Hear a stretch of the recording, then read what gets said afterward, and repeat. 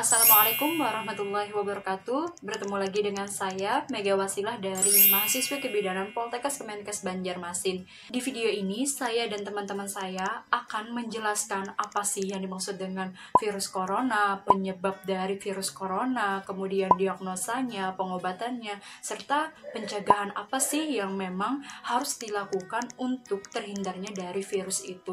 Dan juga hal-hal positif apa sih yang memang kita lakukan dan yang memang bermanfaat ketika kita berada di rumah. Tetapi sebelum itu jangan lupa di like, comment, subscribe, dan jangan lupa juga ya di share agar ilmu yang dapat kami jelaskan ini dan dapat kami berikan kepada kalian semua dapat bermanfaat bagi yang lain juga.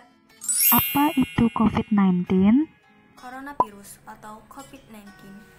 Virus ini bisa menyebabkan gangguan pada sistem pernapasan, pneumonia akut, sampai menyebabkan kematian.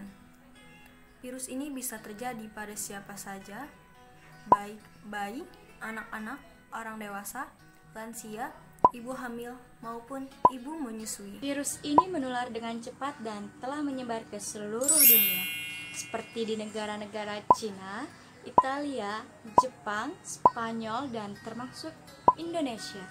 Hal ini menyebabkan negara-negara melakukan kebijakan lockdown dalam rangka pencegahan penyebaran virus corona. Bagaimana gejala awal infeksi virus corona?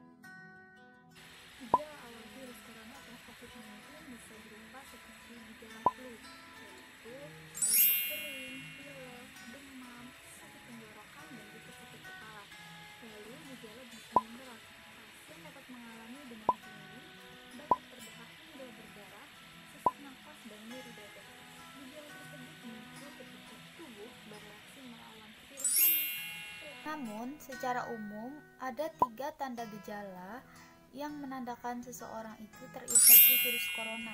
Yang pertama, demam, di mana suhu tubuhnya di atas 38 derajat Celcius. Kemudian pasien mengalami batuk dan sesak napas. Menurut penelitian yang ada, gejala COVID-19 ini akan muncul 2 hari sampai 2 minggu setelah terpapar virus corona. Kapan kita harus ke dokter? Kapan harus ke dokter segera? Lakukan isolasi mandiri bila Anda mengalami gejala infeksi virus corona atau COVID-19, terutama jika gejala muncul 2 minggu setelah kontak dengan penderita COVID-19 atau berada di daerah yang memiliki kasus COVID-19. Bila Anda mungkin terpapar virus corona, namun tidak mengalami gejala apapun, Anda tidak perlu memeriksakan diri, langsung ke rumah sakit, cukup tinggal di rumah selama 14 hari, dan membatasi kontak dengan orang lain. Bila Anda memerlukan pemeriksaan langsung oleh dokter, jangan langsung ke rumah sakit karena itu akan meningkatkan resiko Anda tertular atau menularkan virus corona ke orang lain. Anda bisa membuat janji konsultasi dengan dokter di rumah sakit melalui aplikasi agar bisa diarahkan ke dokter terdekat yang dapat membantu Anda. Bagaimana seseorang dapat tertular COVID-19? Pada sebagian besar kasus, virus corona hanya menyebabkan infeksi pernapasan yang ringan hingga sedang seperti flu. Akan tetapi, virus corona juga bisa menyebabkan infeksi pernapasan yang berat seperti MERS, SARS, dan pneumonia. Lalu bagaimana sih teman-teman seseorang itu bisa terkena COVID-19 atau virus corona ini? Yang pertama, seseorang tersebut terkena atau terhirup ludah atau droplet yang dikeluarkan oleh penderita COVID-19 saat bersin atau batuk. Yang kedua, seseorang memegang atau menyentuh hidung, mata, dan mulut tanpa mencuci tangan terlebih dahulu setelah memegang benda-benda yang terpapar oleh COVID-19 atau terkena ludah penderita COVID-19. Yang ketiga, penderita dan seseorang tersebut melakukan kontak dekat seperti berjabat tangan atau bersentuhan. Bagaimana diagnosis COVID-19? Guna memastikan diagnosa COVID-19, maka dokter akan melakukan pemeriksaan lanjutan seperti rapid test, yang dimana di situ nanti akan dilakukan penyaringan. Lalu nanti ada tes usap tenggorokan, dimana di situ nanti akan diteliti simpel dahaknya. Dan nanti akan dilakukan ronsen dada gunanya untuk mendeteksi infiltrasi atau cairan yang berada di dalam paru-paru. Apabila hasilnya positif, bila tidak ada gejala, maka di rumah dan isolasi mandiri, serta hubungi layanan digital health, dan bila ada gejala yang semakin memberat, maka segera hubungi fasilitas kesehatan untuk pemeriksaan lebih lanjut, dan bila Anda ingin konsultasi, maka bisa hubungi layanan digital health seperti SehatQ, Sehatpedia, Halo Dokter, Klik Dokter, dan lain sebagainya. Bagaimana pengobatan COVID-19? Belum ada vaksin untuk mencegah virus COVID-19 ini.